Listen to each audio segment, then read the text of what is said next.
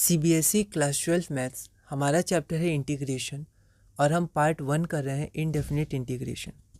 इस वीडियो से हम अपना अगला टॉपिक शुरू करेंगे, टॉपिक 3 पार्शियल फ्रैक्शन या इंटीग्रेशन बाय पार्शियल फ्रैक्शंस। ठीक है, पिछली वीडियो तक हमने इंटीग्रेशन बाय सब्स्टिट्यूशन पूरा किया था।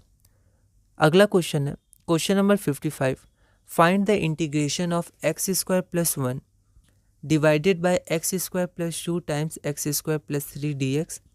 यह question CBSE sample question paper 2021 में 2 मार्क्स का आया था। एक बार आप इसे ट्राई करिए, फिर हम आगे बढ़ते हैं। तो सबसे पहले हमारे पास जो गिवन इंटीग्रल था उसको हमने आई मान लिया। अब जब भी एक्स स्क्वायर हो तो हम उसको एक्स स्क्वायर को वाई मान लेते हैं। ठीक है, तो हमारे पास 1 डिग्री का इक्वेशन आ जाएगा। तो x square is equal to y, है ना।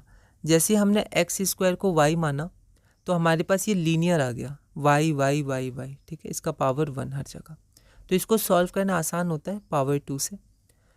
तो इसको इक्वेशन नंबर 1 मान लिया। ठीक है, अब हम क्या करेंगे, जैसे पार्शियल फ्रैक्शन में करते हैं, इसको हम लोग लिख सकते हैं a divided by y plus 2 और b divided by y plus 3। तो ये जो इनटू में था इसको हमने यहाँ पर सम में कन्वर्ट कर दिया। इसके बाद हम लोग एलसीएम लेंगे, तो यहाँ पर आपका हो जाएगा a times y plus 3 plus b times y plus 2। अब यहाँ पर कोफिशिएंट को कंपेयर करेंगे तो यहाँ पर कोफिशिएंट ऑफ y 1 है और इसको ब्रेक करेंगे तो coefficient of y a plus b आ जाएगा और कांस्टेंट 3a प्लस 2 भी आ जाएगा। यहाँ a भी क्या है, कांस्टेंट है।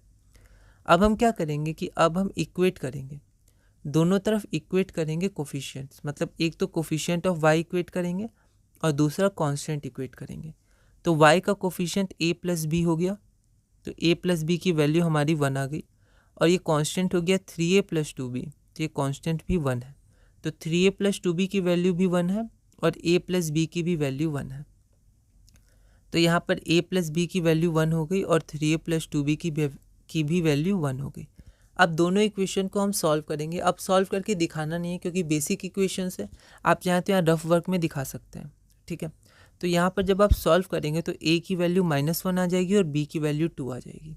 जैसे ही हमें ये वैल्यूज़ मिली तो हम इसको इक्वेशन नंबर 2 में पुट कर देंगे। इक्वेशन नंबर 2 में पुट कर दिया तो y plus 1 divided by y plus 2 हम लोग लिख सकते हैं -1 बाय वाई प्लस 2 और +2 बाय वाई प्लस 3। इससे क्या होगा कि इससे हम इंटीग्रेशन को ब्रेक कर पाएंगे। ठीक है, डिस्ट्रीब्यूट हो जाएगा ये। ओके, अब इस वैल्यू को हम इक्वेशन नंबर 1 में पुट कर देते हैं, यहाँ पुट कर देते हैं। तो यहाँ इसकी जगह हम लोग ये लिख सकते हैं। ठीक है, now putting this value in equation 1, तो इसको हम लोग ये लिख दिए और y की वैल्यू एक्स स्क्वायर थी तो हमने एक्स स्क्वायर के टर्म्स में लिया है। अब हम क्या करें, इंटीग्रेट कर दिए। आई के यहाँ लिख भी सकते हैं इंटीग्रेटिंग बोथ साइड, या आई इक्वल टू क्या था, इसका इंटीग्रेशन, तो अब वो इसका इंटीग्रेशन हो जाएगा। ठीक है, फिर अब ये तो पहले जैसा क्वेश्चन है, बेसिक क्वेश्चन, तो इंटीग्रेशन हम लोग ने यहाँ किया, माइनस साइन बाहर आ जाएगा, ए फॉर्म हो जाएगा x square plus a square, ए हो जाएगा √2। ठीक है, वैसे यहाँ पर √3 का स्क्वायर तो x square plus a square, पहले जैसा क्वेश्चन है, 1/8 tan इनवर्स x/a, तो ये हमारा रिक्वायर्ड आंसर हो जाएगा। ठीक है, तो ये पार्शियल फ्रैक्शन है, बस प्रोडक्ट को हम लोग सम में चेंज करते हैं, फिर इंटीग्रेशन को डिस्ट्रीब्यूट कर देते हैं और फिर हम लोग बेसिक फार्मूला से आंसर निकाल लेते हैं। ठीक है, अगला क्वेश्चन है question number 56, find the integration of x square times dx। यहाँ पर 2 बार dx लिखा गया है ना, x square times dx divided by x square plus 1 into 3x square plus 4।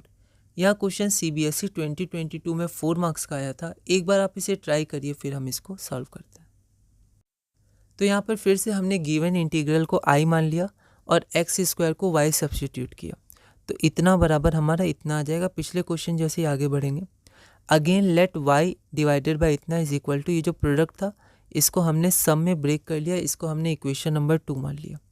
उसके बाद यहाँ पर एलसीएम लिया तो ये तो कैंसिल हो जाएगा। ठीक, कैंसिल करके दिखाएंगे नहीं, और हमारे जो न्यूमरेटर होगा वो इक्वल हो जाएगा, तो हम कोफिशिएंट्स को इक्वेट कर सकते हैं। Comparing the coefficients of y and the constant on both side, तो y का कोफिशिएंट ये हो गया, इसको हमने सॉल्व करके इसमें इस फॉर्म में मॉडिफाई किया, तो y का कोफिशिएंट इधर 1 है, इधर 3a प्लस बी है, तो हम लिख सकते हैं 3a plus b is equal to 1, और यहाँ पर कांस्टेंट है हमारा 4a प्लस बी और यहाँ पर कांस्टेंट हमारा 0 है, तो 4a plus b is equal to 0। अब दोनों इक्वेशन को हम सॉल्व कर देंगे, आप चाहें तो दिखा सकते हैं पर यहाँ पर डायरेक्ट हम सॉल्व कर सकते हैं, बेसिक क्वेश्चन है। तो यहाँ पर हम लोग सॉल्व करेंगे तो a की वैल्यू -1 आ जाएगी और b की वैल्यू 4 आ जाएगी। आप चाहें तो यहाँ पर रफ में दिखा भी सकते हैं, ठीक है। तो यहाँ पर अब हम फिर क्या करेंगे, a और b की वैल्यू पुट कर देंगे इक्वेशन 2 में। तो अभी हमारा सम में चेंज हो गया। तो y divided by y plus 1 times 3y plus 4 is equal to -1 by y plus 1 plus 4 by 3y plus 4। तो ये हमारा क्या हो गया, ये हमारा सम में चेंज हो गया। इसके बाद हम इक्वेशन 1 में पुट कर देंगे इसकी वैल्यू। इक्वेशन 1 हमारे पास क्या था, तो इक्वेशन 1 हमारे पास ये था। एक्चुअली इसको नहीं, हम लोग को इसको इक्वेशन 1 मानना है ना, तो आप ये ध्यान रखिएगा, ये इक्वेशन 1 है। तो इक्वेशन 1 में हमने पुट कर दिया, तो इसकी जगह हम लोग पुट कर सकते हैं ये वैल्यू। तो x square divided by x square plus 1 times 3x square plus 4 is equal to इतना, ठीक है। तो अपनी कॉपी को चेक भी करिएगा थोड़ा थोड़ा, लास्ट में तो आप चेक करिएगा ही, पर आप चाहें तो बीच बीच में भी हल्का चेक कर सकते हैं ऐसे कि कहीं कुछ गलती तो नहीं हो रही इक्वेशंस में। फिर इसके बाद हम लोग इंटीग्रेट कर देंगे बोथ साइड। तो जैसे ही इंटीग्रेट करेंगे तो इसकी वैल्यू तो आई थी, तो यहाँ आई लिख दिया और इसको इंटीग्रेशन किया, इंटीग्रेशन को ब्रेक करेंगे। अब ये फिर से बेसिक क्वेश्चन हो गया। एक्स स्क्वायर प्लस 1 तो डायरेक्ट tan इनवर्स x होता है। अब यहाँ पर कोफिशिएंट ऑफ एक्स स्क्वायर को 1 करना है, तो 3 कॉमन ले लेंगे।